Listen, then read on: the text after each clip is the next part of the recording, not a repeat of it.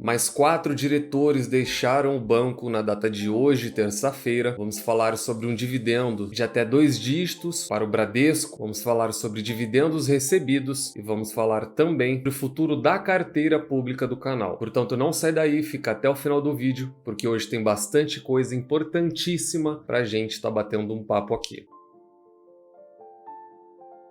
Vídeo rápido sobre Bradesco, com código de negociação BBDC3 ou BBDC4 na Bolsa de Valores brasileira. Empresa essa que já retornou 14.500% ao acionista contra um retorno de apenas 471% do Ibovespa, principal índice brasileiro. Trazendo isso para o mundo real, um aporte inicial de apenas R$1.000 na companhia se transformou hoje em R$146.000 pelo simples fato do carrego, aplicando a metodologia das 3 chaves do sucesso que eu sempre trago para vocês, e um período mais curto, algo mais realista, os últimos 5 anos, aí a situação inverte totalmente, a figura muda, e o banco retornou nos últimos 5 anos um saldo negativo de 16% aos seus sócios, enquanto o Ibovespa retornou um saldo positivo de 44% no período.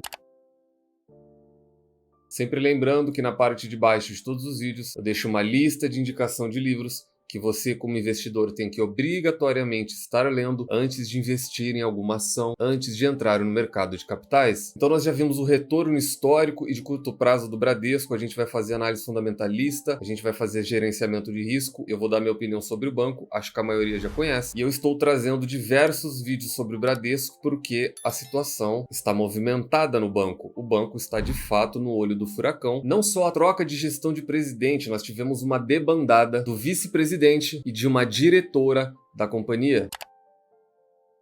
Aquela debandada que eu citei para vocês não para. 3 cadeiras importantíssimas já deixaram a companhia, dentre elas o CEO, presidente, cadeira mais importante, o vice-presidente e a diretora de TI. E agora, terça-feira, dia 5 de dezembro, mais 4 diretores deixam o Bradesco. Abre aspas aqui, o Bradesco confirmou a saída de mais 4 diretores nesta terça-feira, em movimento que ocorre após a mudança de comando anunciada no final do mês passado. Na diretoria executiva, Marlos Francisco Araújo, responsável pela gestão de risco, e esse daqui muito provavelmente tem grande envolvimento na questão de ED, da qual eu já falei para vocês o que foi feito errado, e Cleiton Tomás, da área de organização, produtos e serviços. Deixaram os cargos. Além disso, saíram o diretor de departamento de patrimônio, Adelmo, e o diretor do banco de atacado, Alan Marinovich. De acordo com o Bradesco, as ações preferenciais do banco acumula uma alta de 3%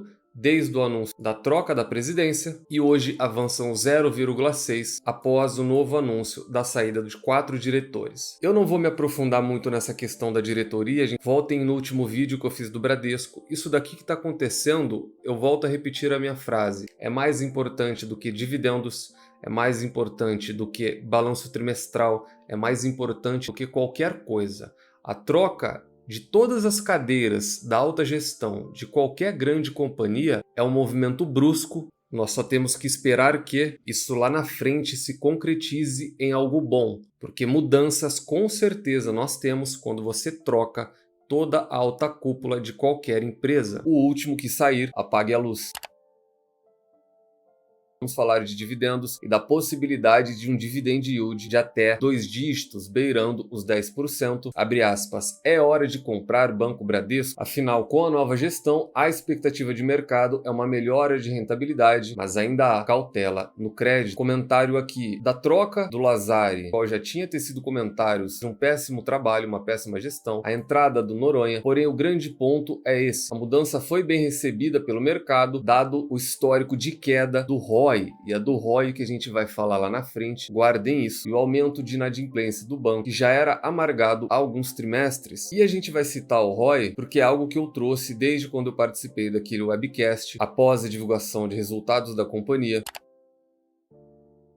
abre aspas aqui, passando a tesoura em tudo. No que diz respeito ao ROI, o Noronha já disse, o objetivo dele é fechar o bolso. Fechar o bolso virou palavra de ordem dentro do banco, e eu gosto disso. Você trabalha em cima de uma carteira de crédito mais simétrica, mais cautelosa, mais vantajosa para o banco, menos arriscada, e ao mesmo tempo você corta custos. E é isso que ele está trazendo. Isso, no final das contas, afeta o retorno sobre equity. E o Daniel Nigri, ele cita aqui embaixo que um dos desafios do CEO é recuperar a eficiência do banco. É o que eu bato na tecla sempre. Precisa recuperar a eficiência, precisa recuperar as margens, precisa ter um retorno maior sobre o patrimônio. Ele cita aqui embaixo que a estrutura do banco é muito inchada, tem muitas diretorias, e cita inclusive que quem já passou por isso no passado foi o próprio Itaú. Veja, algo que eu acabei de citar no vídeo passado, são 2 vídeos recentes. Como eu disse, o Bradesco está no noticiário dessa semana, ele está no olho do furacão, porém, ao meu ver, é para algo bom. Abre aspas aqui, embora ele tenha que reduzir despesas, isso é um fato, existem melhorias que precisam de atenção. Por exemplo, o desenvolvimento tecnológico de atendimento nas agências, que ficou defasado, são coisas que não se mostram com números, mas são de percepção. Dá para sentir que o Bradesco ficou para trás dos concorrentes e vai ser necessário resolver presencialmente. O que ele quer dizer com isso? É de fácil percepção, é percepção do mercado, é percepção minha, é percepção sua, é percepção para o cliente que vai na porta do banco, que não é o meu caso. Eu não entro em um banco há muitos anos, porém tem pessoas que frequentam o banco, que vão pagar contas, vão pagar boletos ainda em 2023, e é péssimo o Bradesco. E aí você pega alguém como eu, que não vai no banco, mas que tenta utilizar de tecnologia, é utilizável? É, mas não é amigável, não é boa. A experiência ao cliente não é tão legal. E eles entram naquela questão que eu falo para vocês, que eu perguntei à diretoria do Santander e fui expulso. Eu fui direto e claro sobre PDD, lucro e ROI. Ok, está trocando? Ok, temos dividendos na casa de 10% para algumas pessoas, mas e o lucro? E o ROI? A resposta deles está aqui embaixo. Para Rabelo, a expectativa é ter um lucro de 23 bi em 2024, o que eu acho extremamente factível, tá? Isso não é uma ilusão. E um ROI na casa de 13,8. Não está bom. Eles estão trazendo isso como algo positivo, porém não é algo positivo. Se o Bradesco de alguma maneira não conseguir trabalhar as margens dele para voltar na casa de 16, 17%, ele vai ficar para trás. E quando eu falo de ficar para trás, é de perder tanto cliente, é de perder tanto investimento, é de perder tanto market share, que ele vai se tornar pequeno comparado ao Banco do Brasil e Itaú. Isso para um banco que a maioria das pessoas não sabem, mas para vocês que são mais novos, o Bradesco, BBDC4 e BBDC3, Bradesco já foi o maior banco do Brasil, maior banco privado e maior banco quando comparado até mesmo a bancos públicos. O Bradesco foi o top 1 brasileiro em um passado não muito distante.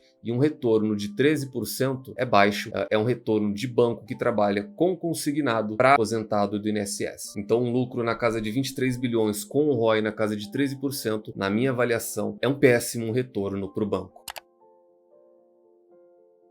Eu quero fazer uma pausa aqui. Eu trouxe alguns meses atrás que eu estava montando uma posição no setor bancário pesada e com metas, sendo as posições Itaú, Itaúsa, Banco do Brasil, Bradesco e Santander na respectiva ordem. O Bradesco fica na 4ª posição e o primeiro movimento que eu fiz foi de Bradesco, só que Bradesco nós temos uma meta de 5 mil papéis para essa operação voltada no setor bancário. Na opinião de vocês, eu levo a operação montada no setor bancário e depois ela funciona como um leque. A partir dela, nós iríamos trabalhar em quase 100 ativos ou não, como alguém que resolve se tornar parceiro do canal. Vocês gostariam que eu pegasse do zero e fosse comprando ação por ação, papel por papel, explicando movimento por movimento, de 1.000 em 1.000 reais, de 500 em 500 reais, de 10 mil em 10 mil reais, para que a gente aos poucos construísse uma carteira completa? Qual dos dois vocês gostariam? Uma operação montada ou uma carteira criada do zero, explicando ativo por ativo e o porquê de entrar neles? Deixa no comentário, por favor.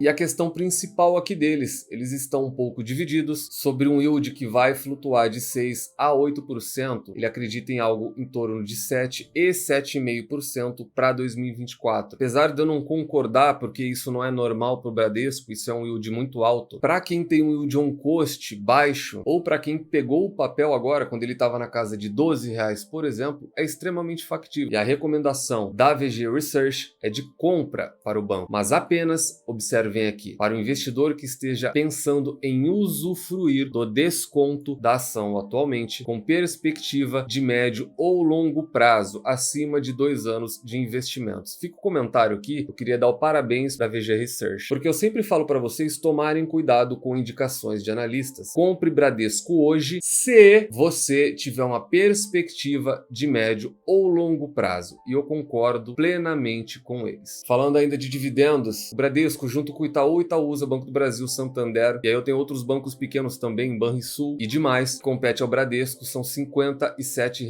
E aqui interessante, vocês estão vendo a tela dessa operação, onde quando você clica nesse botão, essa tela é do Banco Inter e ele abre a operação por completo. O Banco Inter, eu não sou patrocinado e eu sempre vou deixar claro isso para vocês, eu não tenho viés nenhum, nem com ninguém. O Banco Inter, ele é um dos mais interativos bancos e sem custo algum para o investidor pequeno individual, tanto para quem já é mais experiente, quanto também para quem está começando. Então, se você é experiente ou se você está começando hoje, o Banco Inter, ele é sem dúvida um dos melhores bancos para se trabalhar, tanto no âmbito pessoal seu de movimentação de dinheiro, quanto no âmbito de investimentos. Não só isso, eu tenho quase 50 ativos lá fora, e aí a gente começa a falar da conta internacional. No começo do ano que vem, se Deus assim me abençoar, também vou para Califórnia. E todo aquele perrengue que a gente tem quando você vai para Argentina, Chile ou viaja à Europa, para quem é correntista do Banco Inter, você não tem. Você converte o seu dinheiro na hora, com IOF baixíssimo, já está na sua conta internacional e você já começa a utilizar na hora, é instantâneo. Então, apenas uma dica. Por que eu estou falando do Banco Inter? O Bradesco está muito, mas muito longe de atingir um patamar desse. O Bradesco precisa trabalhar e muito para chegar próximo de Banco Inter, Nubank, BTG, da Avenue, da Binance, que é a que eu utilizo para criptomoedas. Ele está muito, mas muito atrás mesmo. E pagamento de proventos esses, que foi realizado no dia 1/12, sexta-feira. Então, obviamente, a chamada da matéria foi forçada? Sim, foi. Eu estou falando por mim, como alguém que já conhece o setor bancário. Eles não me pegam nessa chamada de quase 10%. Porém, se você tem uma visão de longo prazo e pagou barato nas ações, é extremamente factível que daqui 3 ou 4 anos, pegando juros sobre capital próprio, pegando dividendos, pegando as bonificações, reinvestindo isso, diminuindo seu custo de aquisição, o yield on cost vai ultrapassar os 2 dígitos. Eu não estou falando nem de 9%, estou falando de ultrapassar 2 dígitos facilmente. Porque, como eu mostrei, há 5 anos é prejuízo ao sócio investidor, e desde a máxima dele, que foi lá em 2019, ele já caiu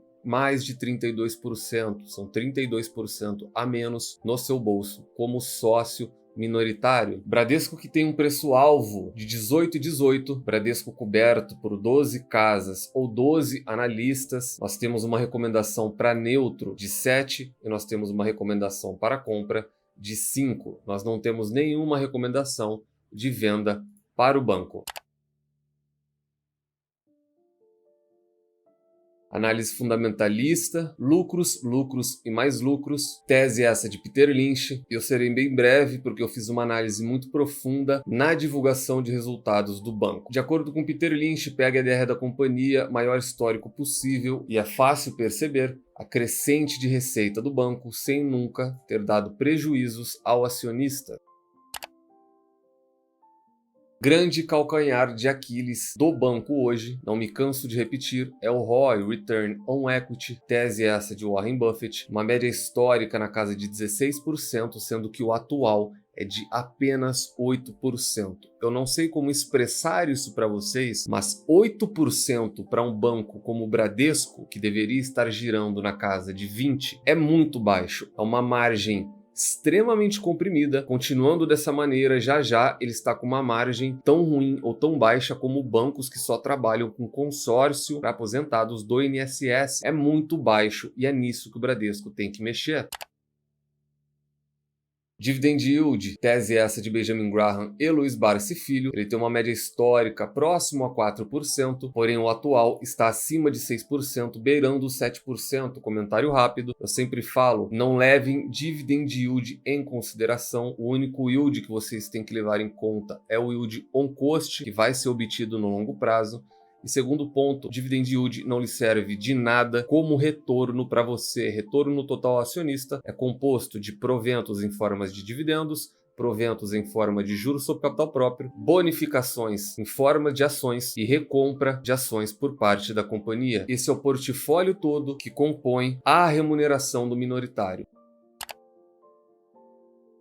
Preço sobre lucro, tese essa de Robert Shiller, de regressão à média de 1988. Ele tem uma média histórica na casa de 10 e temos aqui um exemplo claro e vívido da tese que eu sempre repito para vocês. No longo prazo, o preço e o lucro tendem sempre a regredir. E eu venho falando que nos últimos 2 ou 3 anos ele estava assim abaixo aqui em 2023, ele vinha sendo negociado abaixo da média histórica, porém agora ele já ultrapassou a sua média histórica. Seguindo a tese de Shiller, talvez não fosse o melhor momento para estar comprando o banco hoje. Dívida líquida versus EBITDA, tese essa de Peter Lynch, nós não analisamos no setor bancário, você entra em conflito na questão de dívida. No preço teto, tese essa de Luiz Barsi Filho, pegamos 0,91, dividimos por 6%, que é o mínimo aceitável pelo Barsi em forma de remuneração, teremos um preço teto para BBDC4 de R$ 15,16. Preço justo, tese essa de Benjamin Graham, pegamos 22,5, multiplicamos pelo Earnings Per Share 1,30 e multiplicamos novamente pelo Business Value Per Share, que é o VPA, 15,62. Elevamos a raiz quadrada e teríamos um preço justo de 21,37. Por que tanta diferença? Porque preço teto e preço justo são teses totalmente diferentes, com finalidades totalmente diferentes.